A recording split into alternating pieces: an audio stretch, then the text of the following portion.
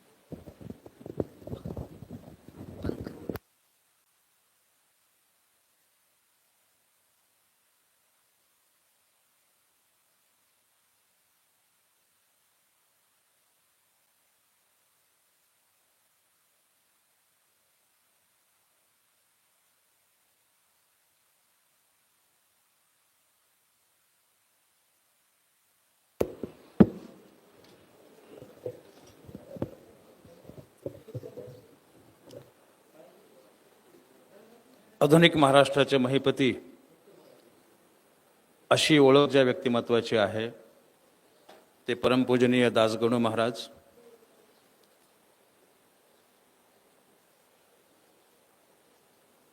आप्पाजी, गार्गीताई, काशीबाई फुलारी, कविश्रेष्ठ कुसुमाग्रज या सर्वांना मी अंतःकरणातून वंदन करतो आणि 5व्या मराठी साहित्य संमेलन गोरठा याचे उद्घाटक सन्माननीय शिरीषजी, पूर्वाध्यक्षा सन्माननीय वृषालीताई किन्हाळकर, ज्यांनी आत्ता आपल्याशी संवाद साधलेला आहे आणि ज्यांना हा पुरस्कार आत्ता प्रदान झाला त्या सन्माननीय प्राध्यापक ललिताताई गादगे, व्यासपीठावर उपस्थित असलेले दिगंबरजी कदम, महेश मोरे, मोहिब कादरी सर, समोर आहेत धनंजय गुडसुरकर, दत्ताजी डांगे, राम तरटे, श्रीनिवास मस्के, दबा माने, माझे मित्र इकडे बसलेले ते रायसाहेब कदम, ज्यांनी हे सगळं चित्र प्रदर्शन केलेलं आहे ते तळेगावे, त्यांचे सहकारी. आणि या सगळ्या प्रपंचाच्या पाठीमागे जो एखादा देवीचा दास लागत असतो ना, तो देवीचा दास म्हणजे देवीदास फुलारी. आणि उपस्थित सर्व फुलारी कुटुंबीय आणि बंधू भगिनींनो, प्रास्ताविकेमध्ये फुलारी सर असं म्हणाले की हे सगळं कौटुंबिक सोहळा आहे, पारिवारिक आहे, याला आपण मराठी साहित्य संमेलन असं म्हणतोय. आज मराठी भाषा गौरव दिन आहे, कविता दिन आहे. या सगळ्याच्या शुभ मुहूर्तावर हा मराठीचा जागर या ठिकाणी होतोय. म्हणून हे फुलारींनी वाटलेली सगळी फुलं आहेत आणि ती फुलं सुगंधच देत राहणार आहे. त्याचा अक्षरबंध हा आत्ता इथे जुळतोय, हा असाच अखंडपणे राहणार आहे असं आत्ता जे व्यक्त झाल्या किन्हाळकरताई, तीच माझी पण भावना आहे की याचं पुन्हा महाकुंभामध्ये रूपांतरण होणार आहे. हा अक्षर महाकुंभ असेल. इथे येऊन प्रत्येकाला असं वाटेल की मी काहीतरी केलं पाहिजे. मित्र हो, जैसे सरिता माझी सरिता गोदावरी है ना, का रत्नागिरी, आणि तैशी भाषेमध्ये साजरी मराठी पै, हे संत ज्ञानेश्वरांनी म्हणलेलं आहे. आणि आत्ता म्हणतोय की आमची भाषा अभिजात झाली आहे. खरं तर तिथूनच सुरुवात झाली की आमची भाषा अभिजात आहे. पुढे पहिली कविता आली विवेक सिंधूच्या रूपातून, तिथं पहिली ओवी आली आणि त्या ओवीमध्ये मुकुंद राजाने वेदशास्त्राचा मतितार्थू असं मराठीला म्हणलेलं आहे. आम्ही आत्ता म्हणतो ती अभिजात आहे. वेदशास्त्राचा मतितार्थ ज्यामध्ये दडलेला आहे ती भाषा कोणती, तर ती मराठी आहे. सुरेश भटांनी खूप चांगलं सांगितलं. आम्ही ते तेवढं वरचं 2 ओळी वापरतो नेहमी, लाभले आम्हा सौभाग्य, पण त्याच्यापेक्षा पुढे जात नाही आम्ही. शेवटच्या चरणात आलं पाहिजे. शेवटच्या चरणातली मराठी कळाली पाहिजे जी सुरेश भटांनी वर्णन केली. ती काय आहे? हे असे पाहुणे कितीक पोसते मराठी, हे असे पाहुणे कितीक पोसते मराठी, आपल्याच घरी हाल सोसते मराठी. हे असे खेळ कित्येक खेळते मराठी, शेवटी मदांध तख्त फोडते मराठी. आम्हाला जर कोणी मदांध होत असेल ना, तर ती फोडण्याची ताकद सुद्धा या मराठी भाषेमध्ये आहे. आणि माझ्या मराठी मातीचा लावा ललाटा सटिळा, तिच्या संगे जागल्या दरी खोऱ्यातील शिळा. म्हणजे निर्जीवत्व जे आहे त्याला सजीवत्व प्राप्त करून देणारी माझी भाषा आहे ती मराठी भाषा आहे. आणि ह्या मराठी भाषेच्या अभिजात दर्जाच्या घोषणेनंतर आलेला पहिला मराठी भाषा दिन आणि त्याच्या मुहूर्तावर होत असलेलं दासगणूंच्या परिवार या भूमीतलं संमेलन आणि त्याचं अध्यक्षपद फुलारी सर आपण मला दिलं, त्याबद्दल मी फुलारी सर आणि गोरठेकरांचे मनपूर्वक आभार व्यक्त करतो. कारण शेवटी संमेलनामध्ये किती गर्दी आहे याच्यापेक्षा दर्दी किती आहे ते जे म्हणलेलं आहे. काय राहिलं ह्या संमेलनात व्हायचं? कानेगावकरांचं पुस्तक प्रकाशित झालं. स्वातीताईंचं मी मनपूर्वक अभिनंदन करतो की त्यांनी या संमेलनामध्ये एक पुस्तक प्रकाशित केलंय. प्राचीने आपल्या आजीची आठवण सांगताना आपल्या गुरुची आठवण ठेवून ती उद्धृत केली या ठिकाणी. याच्यापेक्षा वेगळं संमेलनात असतं काय नेमकं? इतकं छान सूत्रसंचलन धाराशिवे करतायत. म्हणजे हे काय नेमकं? याच्यात कुठे कमी आहोत आम्ही? मला वाटतं सर, जर पत्रकार कोणी असेल तर त्यांनी मुद्दाम कोट करा याच्यात की संमेलनं ही साद घालणारी असली पाहिजेत, वाद घालणारी नको आहेत. आणि मला वाटतं गोरठ्याचं हे साहित्य संमेलन हे साद घालणारे म्हणूनच हे एवढे जण आलेत. आम्ही कोणाला साथ घातली पाहिजे? तर लेखकांनी रसिकांना साथ घातली पाहिजे. रसिकांनी मराठी भाषा जपण्यासाठी साथ घातली पाहिजे. म्हणजे मराठी शाळा टिकल्या पाहिजेत. आमचं प्राथमिक शिक्षण अनिवार्यपणे मराठीत झालं पाहिजे.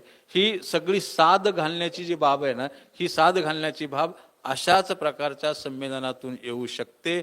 आणि म्हणून शांताबाईंचं जे उदाहरण आता प्रशालीताईंनी दिलं ना, त्याच्यातच आहे की सगळं, की इथेच हे सोहळे मराठीला पुढे नेऊ शकतात. कुठेच वाद नाही, सगळी फक्त साध आणि साध आणि साध. साध घातलं की प्रतिसाद मिळणारच आहे ना. हाकेला पुन्हा तुम्हाला ओ मिळणारच आहे. म्हणून मराठी भाषा जपायचं म्हणजे नेमकं काय करायचं? तर ती माणसं जोडत जोडत जोडत एकमेकांचे साध हातात हात घेत घेत आपल्याला जावं लागेल. मराठीविषयीच्या अनेक चिंता व्यक्त होतात. दत्ताजी आहेत इथे, काही नाही ना, प्रकाशकांनी चांगली पुस्तकं काढली की लोक चांगलं वाचायला लागतील. इथे बघा, मगाशी मी विभूती राजविभूती माझ्यासोबत तुम्ही दिले आणि त्यांनी मला ते सगळं दाखवलं.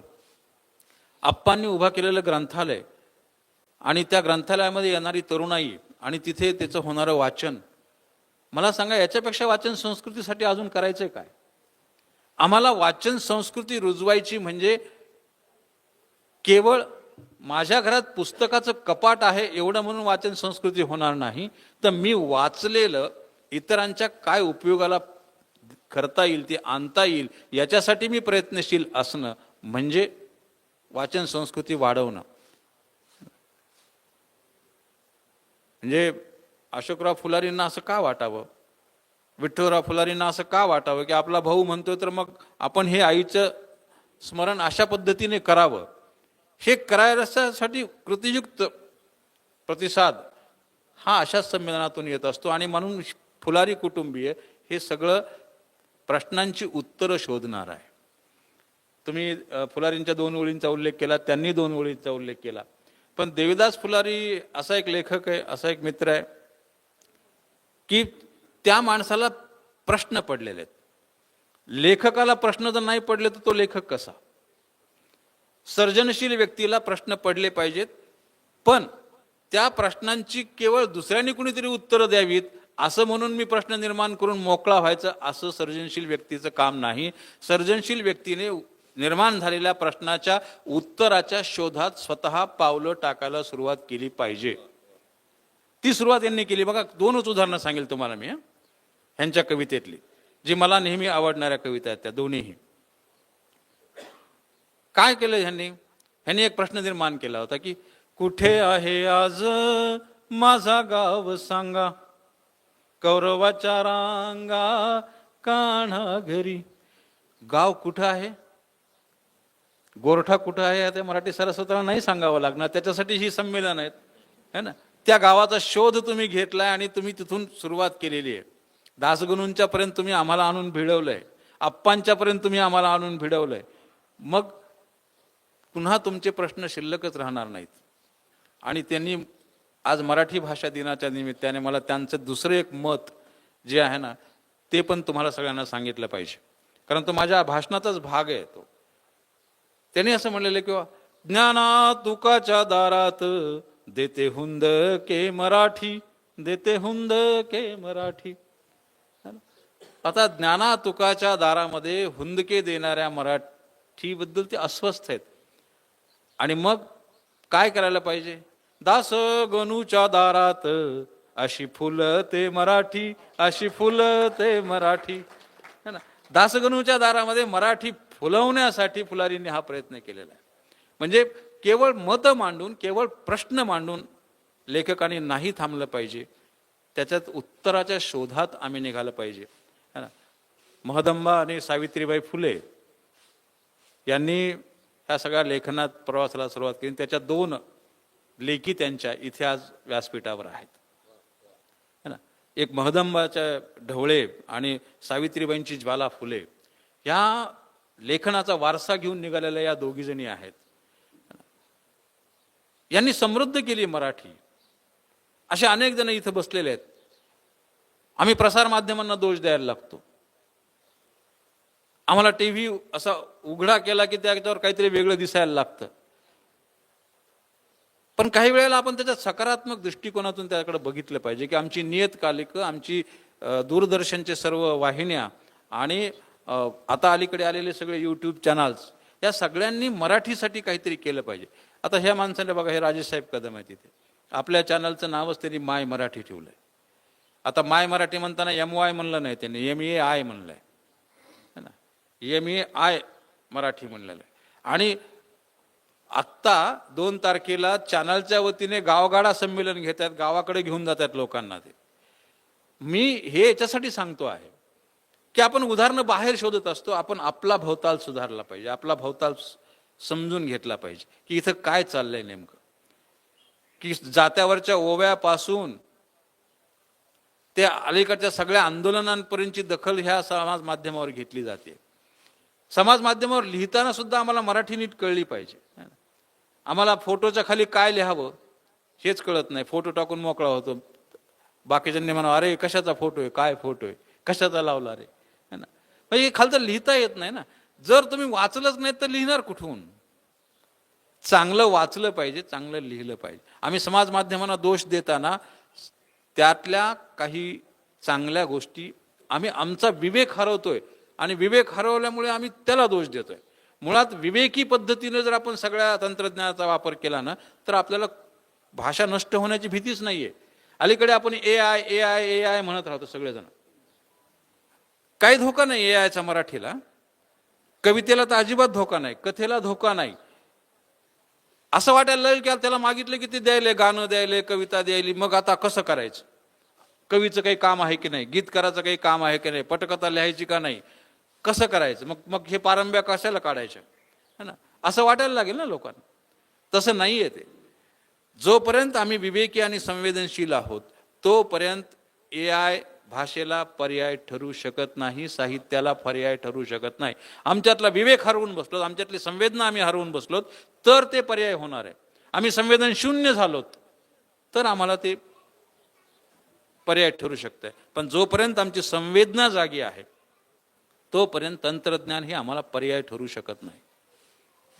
त्याचा वापर आम्ही करायचा आहे, विवेकी पद्धतीने करायचा आहे, आपल्या कल्याणासाठी करायचं. म्हणजे विद्युतचं उदाहरण घ्या ना तुम्ही.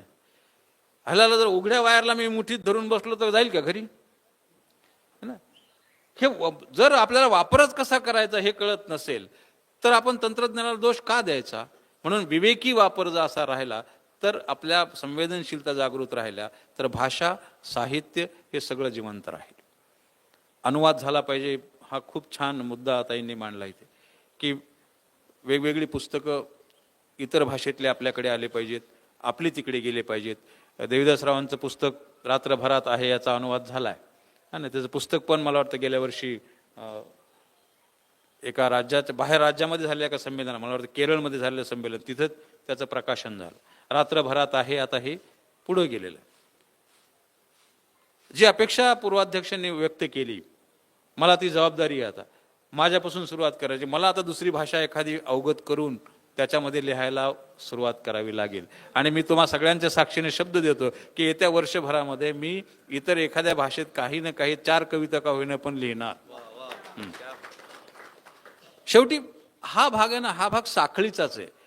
ही जीवो जीवस्य जीवनम ही जी अन्न साखळी असते ना, तशीच ही अन्न साखळी सारखंच ही गोष्ट आहे. साहित्य साखळी, अक्षर साखळी, ह्या अक्षर साखळीतच आपण एक घटक बनलं पाहिजे. मागच्याला पुढं नेलं पाहिजे, पुढच्याला पुढं जोडलं पाहिजे. असं ही जी आहे ना, ही जीवो जीवस्य जीवनम सारखीच साखळी जर साहित्यिकाने ठेवली तर मग कुठं वाद शिल्लक राहणार आहे. आम्ही राजकारणावर बोलत असतो नेहमी, है ना, आम्हाला राजकारणी पाहिजेत का नको पाहिजेत ह्याच्यावरच चालत असं सगळं.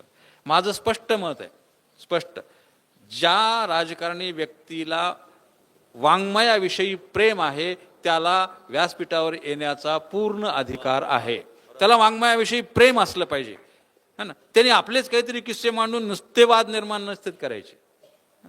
त्याला जसा बघा ना, तर केळकरताई आपल्या समोर प्रत्यक्ष उदाहरण आहे की डॉक्टर साहेबांना यांच्या सगळ्या कविता पाठ आहेत. मग ते जर त्यांच्यासोबत असले तर मग ते राजकारणी म्हणून राहणार आहेत का? नाही राहणार. पंतप्रधान मोदींच्या कविता वाचा, इंटरनेटवर जाऊन वाचा आपण एकदा. त्या कवितांचे भावार्थ लक्षात घ्या. त्यांना अधिकार नाही व्यासपीठावर येण्याचा? जरूर अधिकार. माननीय शरद पवार साहेबांचं आत्मचरित्र बघा, तूच माझा सांगाती, वाचा, त्याच्यातली मूल्य शोधा. हे आमचं काम आहे, आम्ही बघितलं पाहिजे. ते त्यांना पूर्ण अधिकार आहे, कितीही उद्घाटन करायचा अधिकार आहे, कितीही स्वागत अध्यक्ष व्हायचा अधिकार आहे. का? ते मराठीवर प्रेम करतात, मराठीत लिहितात, साहित्य वाचतात, साहित्यिकांची नावं त्यांच्या तोंडपाठ आहेत. हे जर असेल तर आम्ही का बदलून दुष्मास करणार? कशासाठी करणार? है ना. ज्या ज्या व्यक्तीला भाषेविषयी, साहित्याविषयी आत्मीयता आहे तो साहित्य संमेलनाच्या सगळ्या भूषणांचा अधिकारी आहे. तो कोणीही असो, तो कोण्या पक्षाचा आहे, तो कोण्या जातीचा आहे, तो कोण्या धर्माचा आहे, हे अजिबात महत्वाचं नाही. महत्वाचं फक्त आहे की त्याचं वाङ्मयावर, त्याचं भाषेवर, त्याचं साहित्यावर, त्याचं समाजावर किती प्रेम आहे. जो माणूस साहित्यावर प्रेम करतो तो समाजावर प्रेम केल्याशिवाय नाही जमणार. श्रीनिवास म्हस्केंची बाईच्या कविता नाही येणार ना जर तुम्ही बघितलंच नाही डोकावून. तर कसं येईल?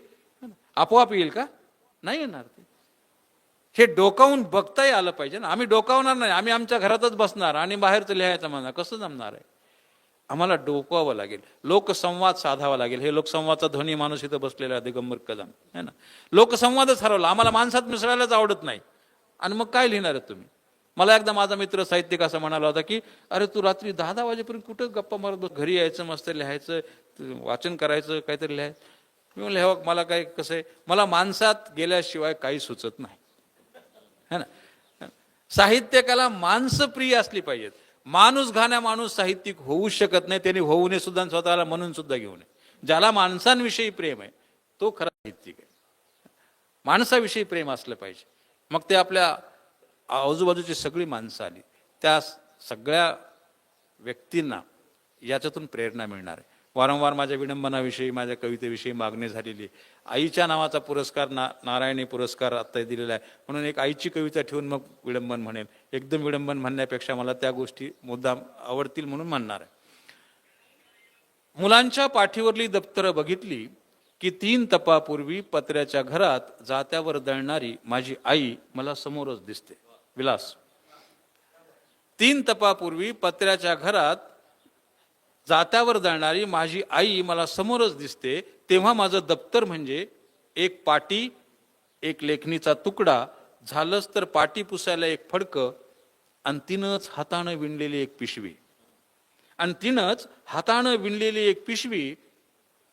तरीही जात्यावर दळता दळता मी दिसलो की गोड गळ्यावर म्हणायची, साळची ग घंटा घणा घणा वाज, साळची ग घंटा घणा घणा वाज, बंडू बाळा लाग माझ्या होई दप्तराच ओझ, बंडू बाळा लाग माझ्या होई दप्तराच ओझ.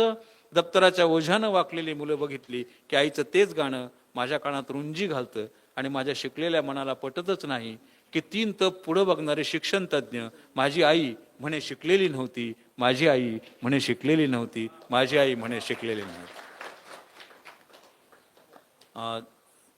खरं म्हणजे विडंबनाकडे कविता म्हणून बघा असा माझा नेहमी आग्रह असतो. ती माझी भूमिका आहे की विडंबन ही कविताच आहे, हा ना. हे आणि मला आज आनंद या गोष्टीचा वाटला की मी ज्या साहित्य संमेलनाचा अध्यक्ष आहे त्याच्यातल्या पूर्व अध्यक्षांना माझे विडंबन लक्षात आहे, है ना. याचा आनंद जास्त आहे की ते विडंबन लक्षात आहे आणि त्यांनी त्या विडंबन म्हणायला सांगावं. नाही तर काय सूत्र देऊन लोक हार देऊन मोकळे होतात, पुढं त्यांची भेटही होती का नाही काही माहिती नसतं अध्यक्षांचं, आपण पाहतो, है ना. पण त्यांच्या लक्षामध्ये माझं ते विडंबन आहे, ते विडंबन मुद्दाम त्यांच्यासाठी म्हणतोय. आपण सर्वजण त्याचा आनंद घ्या. जो भारनियमन झालं त्यावेळेस लिहिलेली ही कवी अनिल यांची रचना खूप छान, की आजराणी पूर्वीची ती प्रीत तू मागू नको, कालचे वेड्या फुलांचे हार तू मागू नको. असं मग मी का लिहिले हे विडंबन, तर हे म्हणलं आपल्या घरापासून आपण सुरुवात केली पाहिजे. साहित्यिकांनी आपल्या घरापासून सुरुवात केली पाहिजे काही बदल करायचे असतील तर. आणि म्हणून मी आमच्या बायकोला समोर ठेवून मी ती कविता लिहिली, ते विडंबन लिहिलं त्या गाण्याचं. एका शब्दात ध्रुवपदात बदल केला आणि ते लिहिलं. कालचे आकड्यांचे, आकडे म्हणजे आम्ही तारेवर टाकलेले आणि त्यांनी बिलात चुकलेले. कालचे आकड्यांचे बिल तू पाहू नको, आज राणी पूर्वीची ती वीज तू मागू नको, आज राणी पूर्वीची ती वीज तू मागू नको. पाहता लोड शेडिंगचे धुकधुकीचे वागणे, रानमळ्यातून मिटले मोटारीचे चालणे, या कूलरचे त्या मिक्सरचे. मला लोक म्हणले की या कूलरचे त्या मिक्सरचे का, म्हणलं मिक्सर तिकडे असतं स्वयंपाकघरात, कूलर इकडे असतं हॉलमध्ये. म्हणून या कूलरचे त्या मिक्सरचे स्विच तू दाबू नको, आज राणी पूर्वीची ती वीज तू मागू नको. मग आमच्या बायकोने घरातले सगळे अवजार बाहेर काढले, त्यात कंदील सापडला आणि ते कंदिलाचा काच एवढा स्वच्छ करायला की मला सेवा वाटला त्याचा काचेचा. अरे आपलं ताट इतकं चांगलं कधी पुसलं नाही, तितकं चांगला काच पुसल्या जातोय ना. कंदिलाचे काच हसती तू हळू कुरवाळीता, कंदिलाचे काच हसती तू हळू कुरवाळीता, लाजती वाती बिचाऱ्या चिंब भिजुणी नाहता, या दिव्यांशी या नळ्यांशी चमकणे तोलू नको, आज राणी पूर्वीची ती वीज तू मागू नको. मी म्हणलं आता बायकोला जरा थोडं अजून लाडात येऊन समजून सांगितलं पाहिजे, म्हणजे ती वीज कमी वापरेल का काय. काय आणू काय देऊ सौर दिवा चालेल का, काय आणू काय देऊ सौर दिवा चालेल का, इन्व्हर्टरचे सुख फिरूनी या जीवा पेलेल का नित नवे झेलणे अंधारा तू आता सोडू नको आज राणी पूर्वीची ती वीज तू मागू नको वीज तू मागू नको.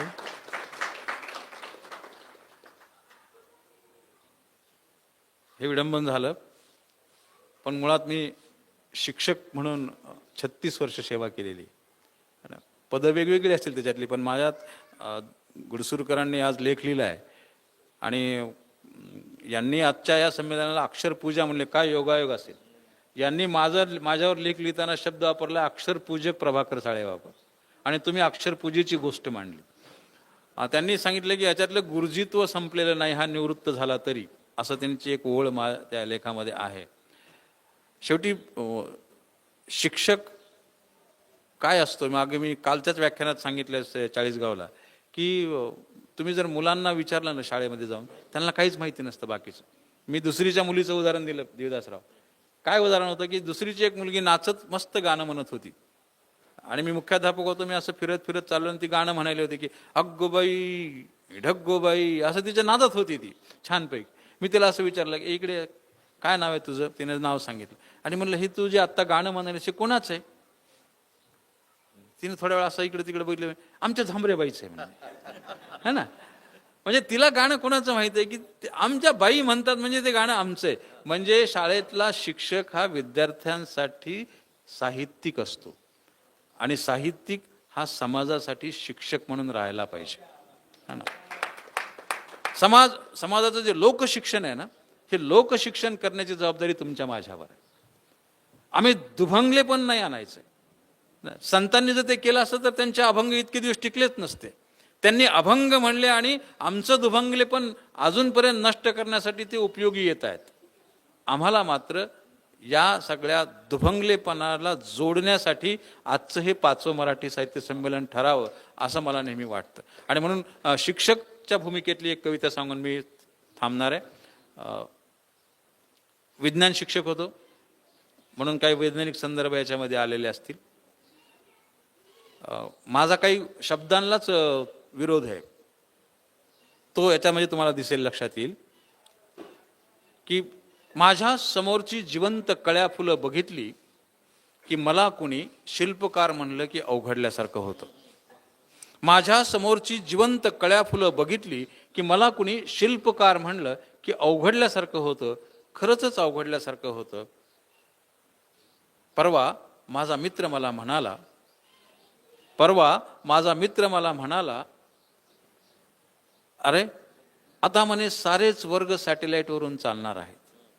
आता म्हणे सारेच वर्ग सॅटेलाइटवरून चालणार आहेत. गुरुजी तुमचं काही काम नाही. गुरुजी तुमचं काही काम नाही. मी फक्त एवढंच म्हणालो, कृत्रिम पावसाने धरण भरत नाही. मी फक्त एवढंच म्हणालो, कृत्रिम पावसाने धरण भरत नाही. मी सच्चा शिक्षक असल्याने मला कुणी सौरघट, कुणी पवनचक्की, कुणी टर्बाईन, प्रसंगी गोबर गॅस प्लांट म्हणलं तरी चालेल. मी सच्चा शिक्षक असल्याने कुणी सौरघट, कुणी पवनचक्की, कुणी टर्बाईन, प्रसंगी गोबर गॅस प्लांट म्हणलं तरी चालेल. उन्हात तळपणं, वाऱ्याच्या विरुद्ध भणभणणं, उन्हात तळपणं, वाऱ्याच्या विरुद्ध भणभणणं, साचलेल्याला प्रवाही करणं आणि सभोवतालची दुर्गंधी घालवण्यासाठी स्वतःला गाडून घेणं ही जमलं पाहिजे शिक्षकाला उद्याच्या नव्या ऊर्जेसाठी. स्वतःला गाडून घेणं ही जमलं पाहिजे शिक्षकाला उद्याच्या नव्या ऊर्जेसाठी. आम्ही सभोवताल बघितला पाहिजे. शिक्षकांनी, साहित्यिकांनी हा सभोवताल बघून आपल्या याच्यात लिहिलं पाहिजे. लिहिल्यानंतर ते वाचण्यासाठी तिथपर्यंत कसं जाईल याच्यासाठी सुद्धा प्रयत्न करायचे. पण ते प्रयत्न अतिशय खालच्या दर्जाचे असू नयेत. वाचन पोहोचलं पाहिजे, पुस्तक पोहोचलं पाहिजे, पण ते पोहोचण्यासाठी मीच माझी पुस्तकं घेऊन जर विकायला लागलो तर ते सुद्धा खूप अवघड आहे, है ना. दत्ता डांगे सर इथं बसलेले, त्यांनी आहेत ना, ते करतील ना सगळं. पुस्तक काढल्यानंतर ते देतील ना सगळ्यांना, ते पोहोचतील सगळ्यांपर्यंत. वितरक, प्रकाशक यांनी त्या भूमिका केल्या पाहिजेत. अलीकडे जरा साहित्य क्षेत्रामध्ये ह्या पुस्तकं विक्रीचा जो चाललेला वेगळा असा बाजार आहे ना, तो कुठेतरी थांबला पाहिजे. है ना? जो मनाला खटकणारा आहे की आम्हीच आमची पुस्तक घ्यायची आणि विकायची, आम्हीच आमची पुस्तक घ्यायची आणि विकायची. अहो काही काही भले भले लोक कार्यक्रम संपल्यानंतर स्टॉल लावून बसतात. मला हेच कळत नाही, असं का? माझी कविता आवडली तर तुम्ही ते पुस्तक शोधावं, मग आता मला फोन करावा की कोण्या प्रकाशकाचं आहे, त्याच्याकडून ते घ्यावं. काहीच नाही जमलं तर भेट मागावं, है ना. काही नाही जमलं भेट मागा ना, पण विकता कशामुळे? आणि पुढे हे सगळं चालवण्यासाठी मी एक सूचना फक्त आता यावर्षीपासून करील की दासगणूंच्या दरबारामध्ये तुम्ही हे सगळं करताय. पुढच्या वर्षीपासून इथं येणाऱ्या सगळ्यांना दासगणूचं चरित्र हे या गुच्छापेक्षा जास्त महत्त्वाचं असेल. ह्या बुकेपेक्षा दासगणूचं पुस्तक जर आम्हाला तुम्ही दिलं तर त्याचाही एक पुढे प्रसार होईल आणि ते लोकांपर्यंत पोहोचेल. आप्पांनी लिहिलेलं चरित्र असल्यामुळे ते आप्पांचे विचार आपल्या लक्षात येतील आणि एकूण हा परिसर सगळ्या दृष्टीने, म्हणजे शेवटी गोदावरीच आहे ना इकडे, ही कोण आहे, कुठून आहे, उगम तिथंच आहे ना. आणि म्हणून हे सगळं निर्मळतेचं, निर्जळ, अतिशय निरपेक्षतेचं जे पाणी आहे ते सगळं सगळ्यांना सुजलाम सुफलाम करणार आहे. त्याच्यामध्ये साहित्यिक म्हणून आपण आपला वाटा हा जबाबदारीने उचलावा. जसं फुलारी सरांनी हे सुरू केलेलं आहे तसं इथं असलेल्या सगळ्या साहित्यिकांना माझ्यासह मी नम्र विनंती करेल की आपण अशा प्रकारचे उत्सव हे आपापल्या पातळीवर सुरू केले तर माय मराठी अजून जास्तीत जास्त समृद्ध व्हायला वेळ लागणार नाही. फुलारी सरांचं आणि फुलारी कुटुंबियांचं, है ना. मला तर वहिनींचं तिथे ते पोस्टर बघून मला खूप आनंद वाटला. तळेगावेचं तुम्ही खूप चांगली दखल घेतली. ह्या माणसाने कधी सांगितलं नाही मला की वहिनी चांगलं एवढं लिहितात म्हणून, है ना. आता एवढी पुस्तकं मी बघितली. आत्ता मंगल वहिनींचं मी मनपूर्वक अभिनंदन करतो आणि तळेगावाचे धन्यवाद देतो की त्यांनी ह्या सगळ्या मांदियाळीमध्ये, कुरुंदकरापासून सुरू झालेल्या मांदियाळीमध्ये मला वहिनी पण दिसल्या. फुलारी तर दिसणारच होते, वहिनी पण दिसल्या. आपल्या घरात सुरुवात झाली पाहिजे, याची सुरुवात तुम्ही केलेली आहे, याच्यासाठी सुद्धा एकदा जोरदार टाळ्या झाल्या पाहिजेत. आणि हे संमेलन येत्या काळामध्ये या सभामंडपातून या दारात येईल, दारातून गावाचं होईल, गावातून जिल्ह्याचं, जिल्ह्यातून मराठवाड्याचं, मराठवाड्यातून महाराष्ट्राचं आणि महाराष्ट्रातून अखिल भारतीय पातळीचा हा कुंभमेळा एक दिवस व्हावा आणि त्याला तुम्हाला मला सगळ्यांना येता यावं एवढी इच्छा व्यक्त करतो. मला आपण अध्यक्षपद दिलं, बहुमान केला त्याबद्दल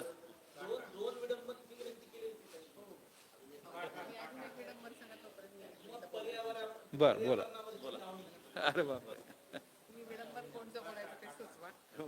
तुमच्या मनात तयार करा. आजचे अध्यक्ष विडंबनकार आहेत, तर विडंबन ह्या शब्दासाठी एक सन्मानार्थ शब्द मला आत्ता सुचला म्हणून मी माईक हातात घेतला आहे. आपल्या सगळ्यांना माहिती आहे आपण कलम करतो, तर मूळ कविता आहे त्या मूळ कवितेच्या काही ठिकाणी ह्यांनी वेगळे शब्द वापरून कलम केले, म्हणून आजपासून आपण विडंबनात्मक कवितेला कलमी कविता म्हणत जाऊया. आणि दुसरं असं की हल्ली आपण मोबाईलवरच लिहितो ना, त्याच्यामुळे मग कलम न वापरता लिहिलेली कलमी कविता असं सुद्धा आपल्याला म्हणता येईल. आणि दुसरा एक संदर्भ सांगायचा होता धनंजयचा, की धनंजयचा लेख मी वाचलेला नाही, पण आम्ही दोघांनी एकच शब्द वापरला, याचं कारण की तो माझा धाकटा भाऊ आहे. एवढं मला सांगायचं होतं. धन्यवाद. यस, काटा ही याच कवितेने मला विडंबनकार म्हणून पुढे आणलेले असतं, है ना. तो 5-6 साली जो कापसाचा प्रश्न होता की तो शेतकरी भोत टाकून रस्त्यावर बसायचा पण त्याचं मापच व्हायचं नाही, त्याचा काटाच व्हायचा नाही. आणि मग आम्ही ते पाहायला निघालो एक दिवशी, सगळं वापस आला, डोकं सुन्न झालं की अरे हे काय, हे किती अवघड चित्र आहे. हे शेतात पिकवायचं आणि पुन्हा विकण्यासाठी इतकी मारामार, इतकी त्याची हालापेष्टा, खूप वाईट वाटलं. काय लिहिता येईना. पण माझा मित्र अरुण वेळापूर येतो, मला म्हणलं अरे काय त्याला काय लागतं म्हणलं कविता, काहीतरी लिहायचं म्हणले, भोत हालना काटा होईना, काहीतरी लिहायचं असं म्हणले, है ना. आणि मग मी कवी बीनची रचना माझ्या पुढ्यात आली की चाफा बोले ना चाफा चाले ना, आणि त्याचंही विडंबन केलं जे अजून लोकांना आवडतं, याचा मला आनंद वाटतो. काटा होईना काटा होईना काटा पणंचा काही केल्या चालना, काटा होईना किती घाम गाळूनी आणलं रान फुलवूनी, आम्ही कर्जावर कर्ज काढून रे गेलो फेडरेशन वरी बसलो भोत टाकुणी ग्रेडर संगे गळाले देह भान रे चल ये रे गड्या टोकन मिळवून मारू उड्या चल ये रे गड्या टोकन मिळवून मारू उड्या पैसा निम्मा निम्मा तर निम्मा निम्मा निम्मा निम्मा दे काटा होईना काटा होईना काटा पणंचा काही केल्या चालना काटा होईना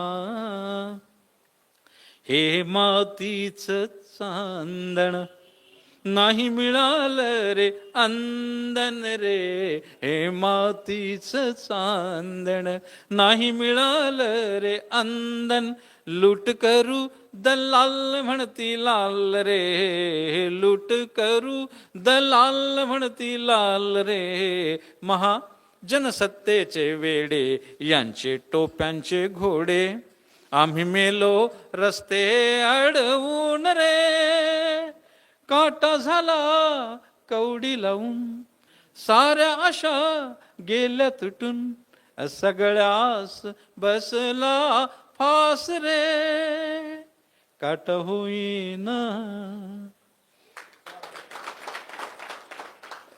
शेवटी वेगळा एक प्रकारातून सांगून मी थांबतो आता. हायकू ज्या विद्यापीठाला 2 वेळेस घेतल्या, नांदेडकरांनी काय दिलं नाही मला. नांदेडचं खूप प्रेम आहे माझ्यावर, है ना. म्हणजे तुम्हाला सांगायला, नांदेडमध्ये निर्मल प्रकाशनने पहिला बालकविता संग्रह काढला. नांदेडमध्येच पहिला अल्बम गीतामध्ये आनंदी विकासने माझी गाणी आणली. नांदेडमध्येच मला 2 पुस्तकं अर्पण झाली. त्यातलं एक देविदास फुलारीने केले वेदांचा प्रदेश आणि आत्ता व्यंकटेश चौधरीने केले अनाहत. हे आणि नांदेडने हे मला अध्यक्षपदही दिलंय. एवढंच काय, नांदेडनी सून पण दिली. म्हणजे हे सगळं एवढं नांदेडकरांचं प्रेम माझ्यावर आहे. आणि विद्यापीठामध्ये सलग दुसऱ्यांदा, म्हणजे पहिल्या वेळेस 3 हायकू होत्या, यावर्षी आता 6 घेतल्यात. पहिल्या वेळेस त्या ऐच्छिकमध्ये होत्या, आता त्या सर्व विद्याशाखांना प्रथम वर्षासाठी घेतलेल्या आहेत. त्यातली 2 हायकू सांगून मी थांबणार आहे. हायकू ही फक्त 17 अक्षरांची एक कविता असते म्हणून. आम्हा लढाया उभा जन्म पुरेना कर्ज फिटाया. आम्हा लढाया उभा जन्म पुरेना कर्ज फिटाया. आणि दुसरी हायकू आहे, पाऊस गारा निपचित राणांच्या डोळ्यात धारा. पाऊस गारा निपचित राणांच्या डोळ्यात धारा. राणांच्या डोळ्यात धारा लागणार नाहीत याच्यासाठी आपण प्रयत्नशील असावं. धन्यवाद. अच्छा, या 5व्या साहित्य संमेलन